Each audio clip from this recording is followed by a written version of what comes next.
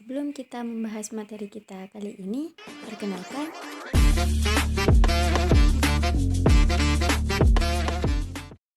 di video ini kita akan membahas proses kecil tapi penting banget dalam tubuh makhluk hidup. Nah, biar gak pada penasaran, yuk simak videonya. Pernah gak sih terpikir bagaimana tubuh kita bisa tumbuh dan bagaimana luka di tubuh kita bisa sembuh? Nah, jawabannya ada pada satu proses penting dalam biologi, yaitu pembelahan sel. Di video ini kita akan membahas apa itu pembelahan sel, jenis-jenisnya, dan mengapa proses ini penting bagi kehidupan makhluk hidup. Pembelahan sel adalah proses ketika satu sel induk membelah diri menjadi sel-sel baru. Proses ini sangat penting untuk pertumbuhan, perbaikan jaringan, dan reproduksi pada makhluk hidup. Secara umum, pembelahan sel dibedakan menjadi 3 jenis, yaitu amitosis, mitosis, dan meiosis. Amitosis merupakan pembelahan sel secara langsung tanpa tahapan yang jelas dan umumnya terjadi pada organisme sederhana. Pembelahan sel yang paling sering terjadi pada sel tubuh adalah mitosis. Mitosis menghasilkan 2 sel anak yang identik dengan sel induk dan memiliki jumlah kromosom yang sama. Mitosis berfungsi untuk pertumbuhan dan perbaikan jaringan.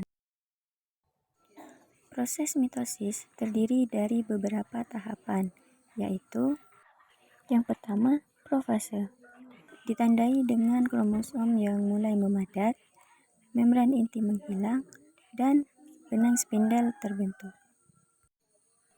Kedua, metafase, di mana kromosom berjajar di bidang ekuator sel. Selanjutnya, anafase. Pada tahap ini, kromatid saudara berpisah dan bergerak ke kutub sel yang berlawanan.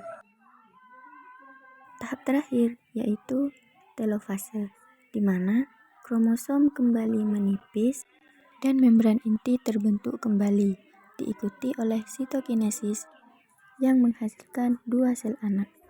Selain mitosis, terdapat pembelahan sel khusus yang disebut meiosis. Meiosis terjadi pada organ reproduksi dan berfungsi untuk menghasilkan sel kelamin atau gamet.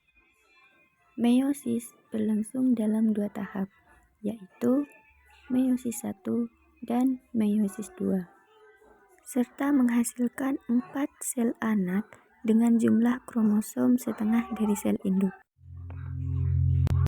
Meiosis 1 merupakan pembelahan reduksi karena jumlah kromosom dikurangi menjadi setengah.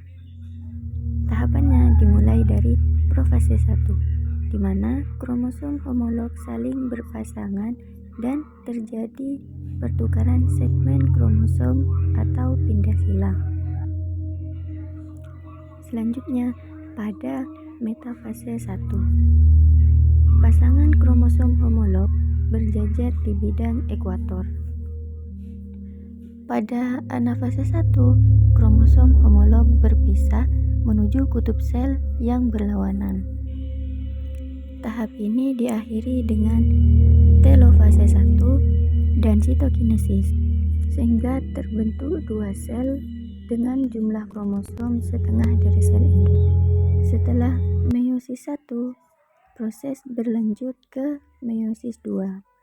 Tahapan meiosis 2 hampir sama dengan mitosis. Pada profase 2, kromosom kembali memadat dan benang spindel terbentuk.